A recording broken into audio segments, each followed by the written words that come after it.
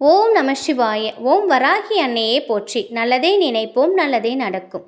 இன்னைக்கு நம்ம பார்க்க போகிற பதிவு பணம் வரவு அதிகரிக்க மணி பிளான்ட்டை எந்த திசையில் வைக்கணும், எப்படி பராமரிக்கணும், அதை பற்றின முழு விளக்கங்களையும் இந்த பதிவில் பார்க்கலாம்.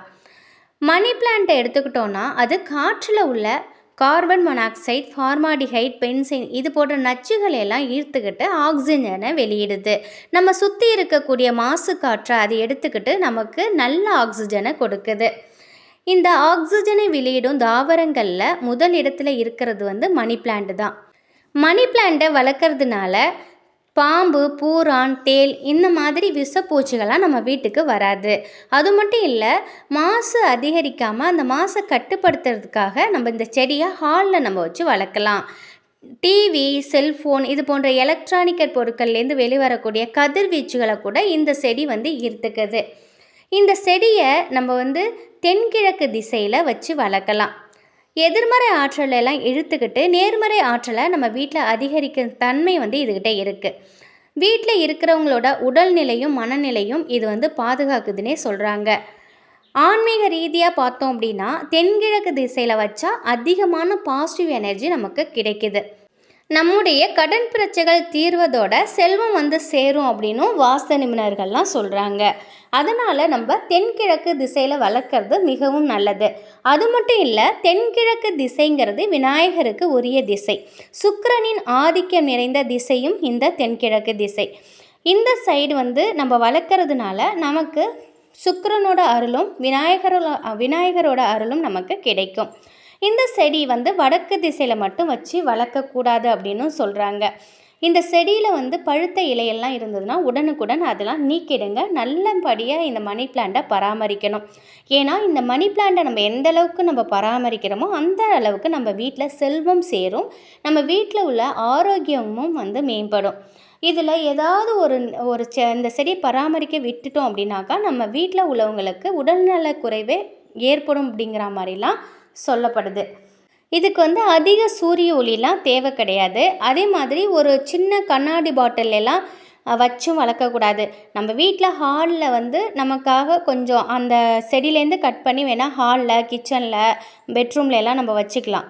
அழகுக்காக, நம்முடைய ஆக்சிஜனுக்காக அதுக்கெல்லாமே நம்ம வச்சுக்கலாமே தவிர, நல்ல காற்று வேணும் அதுக்காகலாம் நம்ம வச்சுக்கலாமே தவிர, இந்த செடியை நம்ம தரையில் வைக்கிறது தான் நல்லது. ஏன்னா இதோட வேர்கள் நல்லா பரவி இருந்தால் தான் அது நல்லா வளரும். அதே மாதிரி இந்த செடி மேலிருந்து கீழே வரக்கூடாது, கீழிருந்து மேல் போகணும். அந்த மாதிரி பார்த்துக்கோங்க. ஒரு கயிறு கட்டிவிட்டு அதில் சுற்றிட்டிங்கன்னா அப்படியே மேலே போயிடும். ஏன்னா கீழே படர்ந்துச்சு, கீழேயே போணுச்சுன்னா நம்முடைய செல்வ செழிப்பு கீழே போகும் அப்படிங்கிற மாதிரி ஆன்மீக ரீதியாக சொல்லப்படுது. இந்த மணி பிளான்ட்டை காய விடக்கூடாது. இந்த மணி பிளான்ட் எந்த அளவுக்கு அடர்த்தியாக கிளம்புதோ அந்த அளவுக்கு நம்ம வீட்டில் பண வரவு அதிகரிக்கும். இதை நம்ம நல்லபடியாக பராமரிக்கணும். பராமரிக்காமல் விட்டுட்டோம் அப்படின்னா நிச்சயமாக நம்ம வீட்டுக்கு துரதிர்ஷ்டம் வரும். இந்த மணி பிளான்ட் செடியோடு சேர்த்து வெற்றிலை செடியும் நம்ம வளர்க்கலாம். ஏன்னா வெற்றிலை செடியில் மகாலட்சுமி தாயார் வாசம் செய்கிறாங்க. அதனால் நமக்கு பணவரவு தாராளமாக வரணும் அப்படின்னா நம்ம வெற்றிலை செடியை வளர்க்கலாம். ஆனால் வெற்றிலை செடியை ஒத்த செடியாக வளர்க்கக்கூடாது, அதோடு சேர்த்து இன்னொரு செடி வளர்க்கணும். அப்போ மணி பிளான்ட்டையும் வெற்றிலை செடியை நம்ம வளர்க்கும் பொழுது நம்ம வீட்டில் பணவரவு தாராளமாக இருக்கும். நம்ம வீட்டில் தேவையில்லாத வீண் விரயங்கள் குறையும். மணி பிளான்ட்டை நம்ம யாருக்குமே தானமாகவோ கிஃப்டாவோ கொடுக்கவே கூடாதுங்க. அதை மட்டும் நல்லா நினைவு வச்சுக்கோங்க. அது யாராக இருந்தாலும் சரி, உங்கள் ரொம்ப நெருங்கினவங்க, உங்களோட யாராக இருந்தாலும் சரிங்க, உங்கள் கூட பிறந்தவங்க யாருக்குமே இந்த மணி பிளான்ட்டை மட்டும் நீங்கள் தானமாக இல்லை அன்பளிப்பாக நீங்கள் கொடுக்கவே கூடாது. அதில் மட்டும் எச்சரிக்கையாக இருங்க. ஏன்னா நம்ம இதை கொடுக்கும்பொழுது நம்முடைய அதிர்ஷ்டமும் கூடவே போயிடுங்கிற மாதிரிலாம் ஆன்மீக ரீதியாக சொல்லப்படுது. இதில் இன்னொரு விஷயம் கூட இருக்குது. மணி பிளான்ட் செடியை மட்டும், நான் எல்லா செடியும் சொல்லலை, மணி பிளான்ட் செடியை மட்டும் நம்ம வாங்கி வைக்கிறத விட வேறு எங்கேயாவது இருக்குது பார்த்தீங்களா, அது அவங்கள்கிட்ட வாங்காமல் நம்மளே எடுத்துகிட்டு வைக்கும் பொழுது அதோட நன்மைகள் பார்த்திங்கன்னா நமக்கு அபரிவிதமாக இருக்கும் அப்படின்னு கூட சொல்லப்படுது. பணத்தை அதிகரிக்கும் மங்களகரமான செடியில் பார்த்திங்கன்னா மல்லிகை செடியும் ஒன்று. இந்த மல்லிகை செடியை நம்ம வீட்டு வாசலில் வைக்கும் பொழுது வாஸ்துப்படி நம்ம வீட்டில் வந்து எந்த தோஷமும் வராது. அது மட்டும் இல்லை, இந்த மல்லிகை செடியில் வந்து மல்லிகை பூக்கள் அதிக நறுமணம் கொண்டது. எங்கெங்கெல்லாம் அதிக வாசம் நறுமணம் மிக்கதாக இருக்கோ அங்கெல்லாம் மகாலட்சுமி தாயார் வாசம் செய்வாங்க. அதனால் இந்த பூவுக்கு இயற்கையாகவே நல்ல மனம் இருக்கிறதுனால மல்லிகை செடியை நம்ம வாசலில் வைக்கும் பொழுது நம்ம வீட்டில் அஷ்டலட்சுமிகளும் வாசம் செய்வாங்க. அது மட்டும் இல்லை, அதிர்ஷ்டத்தையும் நமக்கு நம் வீடு தேடி வரும். நேர்மறையான ஆற்றல்கள் அதிகமாகவே நமக்கு பெருகும். நம்ம பண வரவும் அதிகரிக்கும். இது போல் சின்ன சின்ன டிப்ஸ் எல்லாம் நம்ம ஃபாலோ பண்ணோம் அப்படின்னாலே நம்ம வீட்டில் வந்து செல்வ செழிப்பு அதிகமாகும், கடன் பிரச்சனை குறையும், வீண் விரயங்கள் குறையும். அதே மாதிரி துளசி நட்டு வைக்கிறதுனால நமக்கு செல்வ செழிப்பு உண்டாகும். துளசி செடியை பற்றி சொல்லவே தேவையில்ல, எல்லாருக்குமே தெரியும். ஏதாவது ஒரு துளசி செடியை மட்டும் நம்ம வடகிழக்கு பகுதியில் கூட நம்ம நட்டு வைக்கும் பொழுது நமக்கு அதோட சக்தி நமக்கு அபரிவிதமாக இருக்கும்.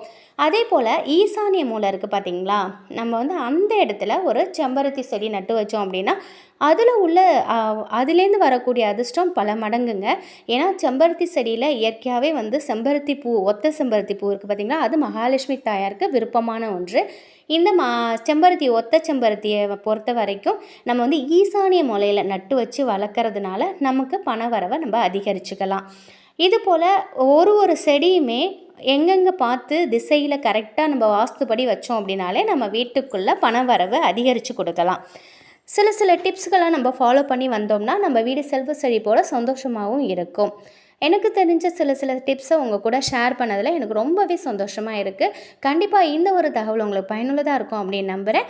வராகி அணியின் அருளோடு மகாலட்சுமி தாயாரின் கருணையோடு எப்பொழுதும் உங்கள் வீட்டில் செல்வ செழிப்பும் ஆரோக்கியமும் மகிழ்ச்சியும் நிலைத்திருக்கட்டும். நன்றி.